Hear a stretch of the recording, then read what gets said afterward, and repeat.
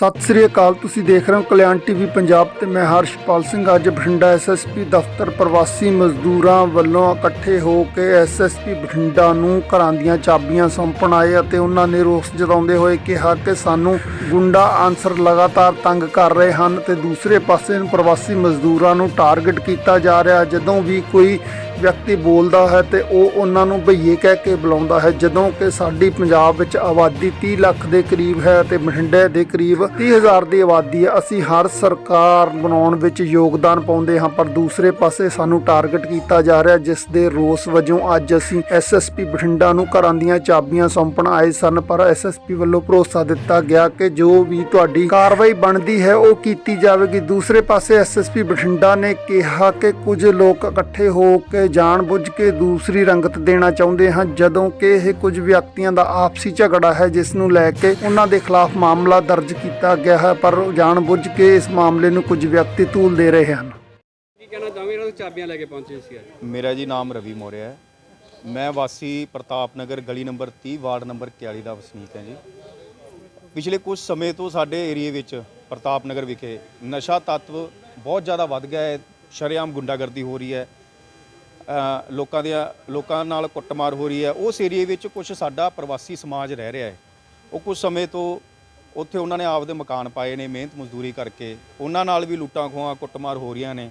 ਸਾਡੇ ਮੁਹੱਲੇ ਵਿੱਚ ਕੁਝ ਸਮੇਂ ਤੋਂ ਇੱਕ ਲੇਡੀਜ਼ ਰਹਿਣ ਆਈ ਹੈ, ਉਹਦੇ ਘਰੇ ਕੁਝ ਗੁੰਡਾ ਤੱਤਵ ਟਾਈਪ ਦੇ ਲੋਕਾਂ ਦਾ ਆਣਾ ਜਾਣਾ ਸ਼ੁਰੂ ਹੋ ਗਿਆ।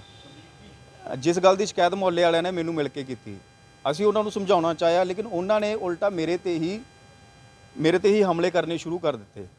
30 ਤਰੀਕ ਦੀ ਗੱਲ ਹੈ, 30 ਤਰੀਕ ਨੂੰ ਮੇਰੇ ਤੇ ਕੁਲਾੜੀਆਂ ਨਾਲ ਕਾਪਿਆਂ ਨਾਲ ਹਮਲੇ ਹੋਏ ਨੇ। ਮੈਂ ਇਸ ਦੀ ਸ਼ਿਕਾਇਤ ਲਿਖਤੀ ਰੂਪ ਵਿੱਚ ਐਸਐਚਓ ਸਾਹਿਬ ਨੂੰ ਵੀ ਦਿੱਤੀ ਹੈ ਥਾਣਾ ਕਨਾਲ ਵਿੱਚ, ਕੋਈ ਕਾਰਵਾਈ ਨਹੀਂ। ਸ਼ਿਕਾਇਤ ਦੇਣ ਤੋਂ ਬਾਅਦ ਉਲਟਾ ਮੇਰੇ ਤੇ ਧਮਕੀਆਂ ਦੇਣ ਦਾ ਸਿਲਸਿਲਾ ਲਗਾਤਾਰ ਜਾਰੀ ਹੋ ਗਿਆ ਕਿ ਤੁਸੀਂ ਭਈਏ ਹੋ, ਤੁਹਾਨੂੰ ਭਜਾ ਦਾਂਗੇ ਅਸੀਂ, ਹਾਂਜੀ ਤੁਸੀਂ ਹੁੰਨੇ ਕੌਣ ਹੋ ਸਾਨੂੰ ਰੋਕਣ ਵਾਲੇ। ਹੁਣ ਦੇਖੋ ਜੀ, ਮੁਹੱਲੇ ਦੇ ਵਿੱਚ ਜੇ ਕੋਈ ਸ਼ਰੀਫ ਪਰਿਵਾਰ ਰਹਿ ਰਿਹਾ ਹੈ, ਗੁੰਡਾ ਤੱਤਵ ਕੋਈ ਨਸ਼ਾ ਵੇਚ ਰਿਹਾ ਹੈ, ਉਹਦੀ ਜ਼ਿੰਮੇਵਾਰੀ ਸਾਡੀ ਹੈ ਉਹਨਾਂ ਨੂੰ ਰੋਕਣਾ। ਐਸਐਸਪੀ ਸਾਹਿਬ ਨੂੰ ਵੀ ਅਸੀਂ ਲੈਟਰ ਦਿੱਤਾ ਸੀਗਾ। 15 ਦਿਨ ਹੋ ਗਏ ਜੀ ਮੇਰੇ ਤੇ ਹਮਲੇ ਹੋਏ ਨੂੰ। ਉਸ 15 ਦਿਨ ਦੇ ਵਿੱਚ ਘੱਟੋ ਘੱਟ 5-6 ਵਾਰ ਮੈਨੂੰ ਧਮਕੀਆਂ ਮਿਲ ਚੁੱਕੀਆਂ ਨੇ। ਜਿੱਥੇ ਵੀ ਮੈਨੂੰ ਮਿਲਦੇ ਨੇ ਲੋਕ, ਉਹ ਜਿਹੜੇ ਗੁੰਡਾ ਤੱਤਵ ਮਿਲਦੇ ਨੇ, ਧਮਕੀਆਂ ਦਿੰਦੇ ਨੇ, ਰੋਕ ਕੇ ਗਾਲੀ ਗਲੋਚ ਕਰਦੇ ਨੇ, ਹੱਥਾਪਾਈ ਤੱਕ ਕਰਦੇ ਨੇ ਮੇਰੇ ਨਾਲ। ਅੱਜ ਤੁਸੀਂ ਕਿਵੇਂ ਆਏ? ਅੱਜ ਅਸੀਂ ਆਏ ਸੀ ਜੀ ਆਪਦੇ ਘਰਾਂ ਦੀਆਂ ਚਾਬੀਆਂ ਦੇਣ, ਕਿਉਂਕਿ ਅਸੀਂ ਆਪਦੇ ਆਪ ਨੂੰ ਆਪਣੇ ਘਰ ਵਿੱਚ ਸੁਰੱਖਿਅਤ ਨਹੀਂ ਮਹਿਸੂਸ ਕਰ ਰਹੇ ਹਾਂ। ਪੁਲਿਸ ਪ੍ਰਸ਼ਾਸਨ, ਆਪਣੀ ਜਿਹੜੀ ਸਰਕਾਰ ਹੈ ਸਾਡੀ, ਪ੍ਰਵਾਸੀਆਂ ਦੀ ਸੁਰੱਖਿਆ ਨਹੀਂ ਕਰ ਪਾ ਰਹੀ ਹੈ। ਇਸ ਲਈ ਅਸੀਂ ਆਪਦੇ ਘਰਾਂ ਨੂੰ ਜਿੰਦਾ ਮਾਰ ਕੇ ਚਾਬੀਆਂ ਦੇਣ ਆਏ ਸੀਗੇ। ਭਾਈ ਅਸੀਂ ਆਪਦੇ ਏਰੀਆ ਵਿੱਚ ਸੇਫ ਨਹੀਂ। ਧਮਕੀਆਂ ਤੁਹਾਨੂੰ ਇਕੱਲਿਆਂ ਨੂੰ ਮਿਲੀਆਂ ਜਾਂ ਜਿਹੜੇ ਤੁਹਾਡੇ ਲੋਕ ਨਾਲ ਆਏ ਨੇ ਇਹਨਾਂ ਨੂੰ ਮਿਲੀਆਂ? ਇਹਨਾਂ ਨੂੰ ਵੀ ਮਿਲੀਆਂ ਜੀ। ਮੁਹੱਲੇ ਦੇ ਵਿੱਚ ਧਮਕੀਆਂ ਲਗਾਤਾਰ ਮਿਲ ਰਹੀਆਂ ਨੇ। ਤੁਸੀਂ ਜਿਹੜੇ ਮੇਰੇ ਨਾਲ ਸੀ ਮੁਹੱਲੇ ਦੇ, ਉਹਨਾਂ ਨੂੰ ਵੀ ਮਿਲ ਰਹੀ ਹੈ। ਐਸਐਸਪੀ ਸਾਹਿਬ ਇਹ ਕਹਿ ਰਹੇ ਨੇ ਵੀ ਤੁਹਾਡਾ ਜਿਹੜਾ ਆਸਵੇਂ ਉਹਨਾਂ ਦਾ ਕੋਈ ਮੈਟਰੋਮੋਨੀਅਲ ਜਿਹੜਾ ਹੈਗਾ ਸੀਗਾ, ਕੋਈ ਅਕਲਾ ਸੀ, ਤੇ ਉਹ 'ਚ ਅਸੀਂ ਕਾਰਵਾਈ ਕਰ ਚੁੱਕੇ ਹਾਂ ਆਲਰੇਡੀ। ਕੋਈ ਕਾਰਵਾਈ ਨਹੀਂ ਹੋਈ ਜੀ। ਹੁਣ ਜਦੋਂ ਅਸੀਂ ਚਾਬੀਆਂ ਲੈ ਕੇ ਆਏ ਹਾਂ, ਹੁਣ ਜੇ ਕਾਰਵਾਈ ਪੁਲਿਸ ਪ੍ਰਸ਼ਾਸਨ ਕਰਦੀ ਹੈ, ਹੁਣ ਤੁਸੀਂ ਲਾ ਲਓ ਜੀ ਨਾਰਮਲ ਲੋਕਾਂ ਤੇ ਕੀ ਬੀਤਦੀ ਹੋਊਗੀ। ਉੱਥੇ ਰੋਜ਼ ਗੁੰਡਾਗਰਦੀ ਹੁੰਦੀ ਹੈ, ਉਹਨਾਂ ਤੇ ਵੀ ਕੋਈ ਕਾਰਵਾਈ ਨਹੀਂ ਹੋ ਰਹੀ ਹੈ। 15 ਦਿਨ ਹੋ ਗਏ, ਮੇਰੇ ਕੇਸ 'ਚ ਵੀ ਕੋਈ ਕਾਰਵਾਈ ਨਹੀਂ ਹੋਈ ਹੈ। ਤੁਹਾਨੂੰ ਲੱਗਦਾ ਵੀ ਇਸ ਮਾਮਲੇ ਨੂੰ ਕੋਈ ਹੋਰ ਰੰਗਤ ਦੇਣ ਦੀ ਕੋਸ਼ਿਸ਼ ਕੀਤੀ ਜਾ ਰਹੀ ਹੈ? ਨਹੀਂ, ਮੈਨੂੰ ਬਿਲਕੁਲ ਨਹੀਂ ਲੱਗਦਾ। ਐਸਐਸਪੀ ਨੇ ਕਿਸ ਨੂੰ ਕੀ ਆਖਿਆ, ਕੀ ਵਿਸ਼ਵਾਸ? ਐਸਐਸਪੀ ਸਾਹਿਬ ਨੇ ਸਾਨੂੰ ਸ਼ਾਮ ਤੱਕ ਦਾ ਵਕਤ ਦਿੱਤਾ ਹੈ ਕਿ ਸ਼ਾਮ ਤੱਕ ਦਾ ਸਾਨੂੰ ਸਮੇਂ ਦਿਓ।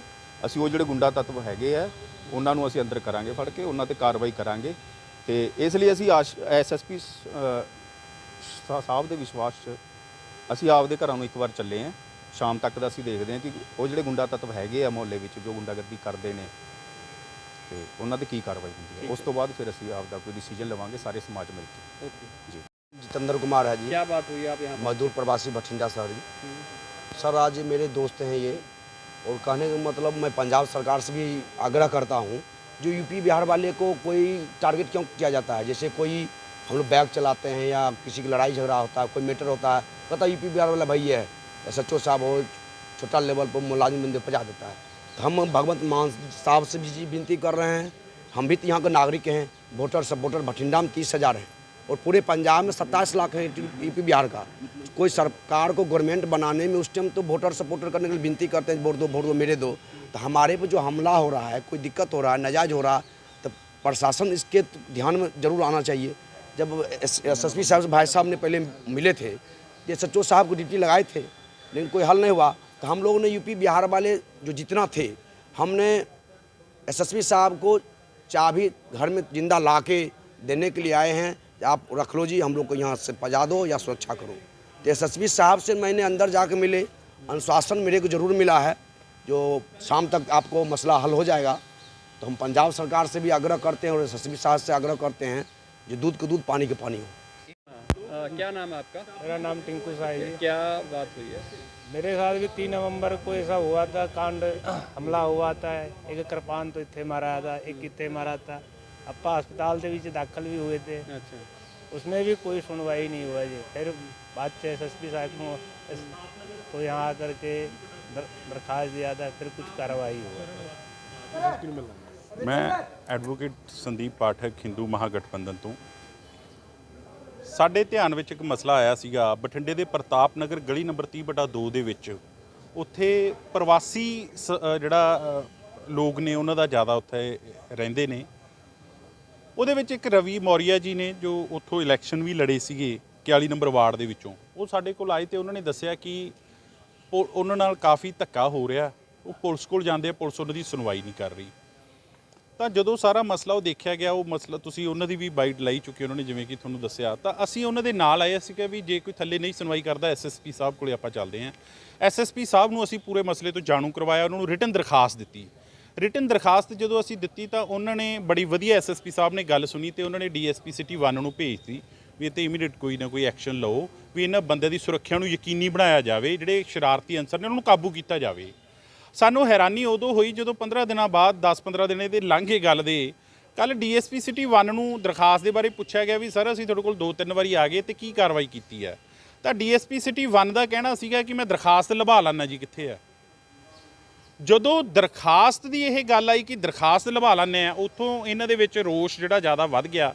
ਇਹਨਾਂ ਨੇ ਕਿਹਾ ਵੀ ਅਸੀਂ ਹੁਣ ਇੱਥੇ ਸੁਰੱਖਿਅਤ ਨਹੀਂ ਹੈਗੇ ਤੇ ਇਹਨਾਂ ਨੇ ਆਪਦੇ ਘਰਾਂ ਦੀਆਂ ਜਿਹੜੀਆਂ ਚਾਬੀਆਂ ਉਹ ਮਾਣਯੋਗ ਐਸਐਸਪੀ ਸਾਹਿਬ ਬਠਿੰਡਾ ਨੂੰ ਦੇਣੀਆਂ ਮੁਨਾਸਿਬ ਸਮਝੀਆਂ ਕਿ ਕੋਈ ਨਹੀਂ ਜੀ ਅਸੀਂ ਘਰ ਛੱਡ ਕੇ ਚਲੇ ਜਾਂਦੇ ਆ, ਤੁਸੀਂ ਇਹ ਘਰਾਂ ਦੀਆਂ ਚਾਬੀਆਂ ਜਿਹਨੂੰ ਦੇਣੀਆਂ, ਜਿਹੜੇ ਤੁਹਾਡੇ ਇਹ ਬੰਦੇ ਆ ਜਿਨ੍ਹਾਂ ਨੂੰ ਤੁਸੀਂ ਕੋਈ ਰੋਕ ਨਹੀਂ ਸਕਦੇ ਜਾਂ ਜਵਾਬ ਨਹੀਂ ਦੇ ਸਕਦੇ, ਕੋਈ ਉਹਨਾਂ 'ਤੇ ਕਾਰਵਾਈ ਨਹੀਂ ਕਰ ਸਕਦੇ, ਉਹਨਾਂ ਨੂੰ ਸੌਂਪ ਦਿਓ।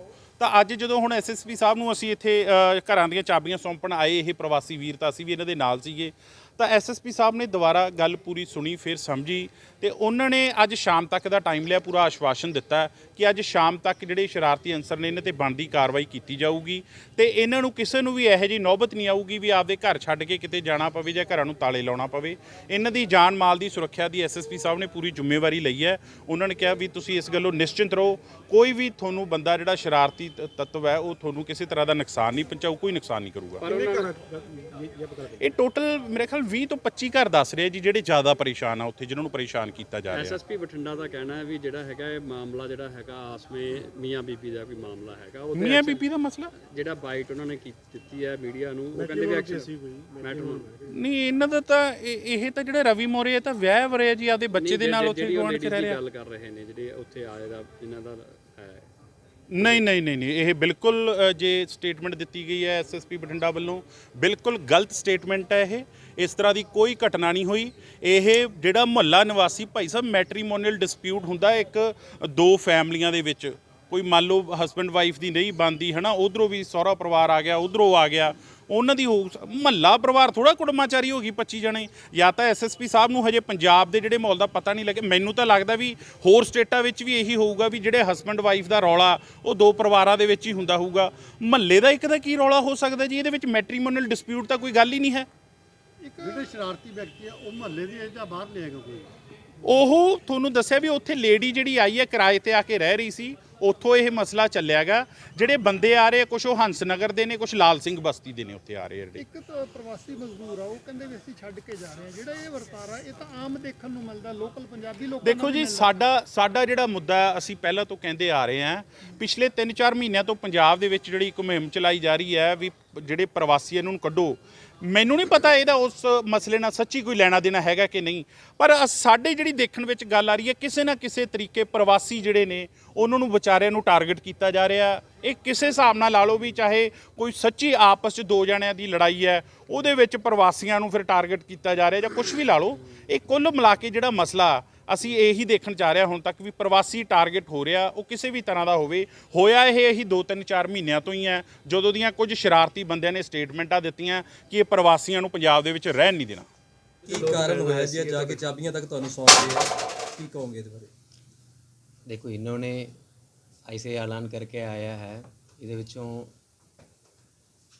ਜੋ ਇਹਨਾਂ ਦੀ ओरिजिनल ਕੰਪਲੇਂਟ ਹੈ ਪਿਛਲੇ 10-15 ਦਿਨ ਦੇ ਪਹਿਲੇ ਇਹਨਾਂ ਦੀ ਪ੍ਰਤਾਪ ਨਗਰ ਦੇ ਮੁਹੱਲਾ ਦੇ ਵਿੱਚ एक लेडी और ਉਹਨਾਂ ਦੀ ਘਰ ਵਾਲਾ ਦਾ ਆਪਸ में मैट्रिमोनियल डिस्प्यूट चल रहा है और डिस्प्यूट ਦੇ ਕਾਰਨ ਕਰਕੇ लेडी ने अपने ब्रदर ਨੂੰ ਬੁਲਾਇਆ घर ਤੇ उत्ते इन्हें दी आपस में फैमिली दे विच डिस्प्यूट होया, लड़ाई झगड़ा हो गई सी।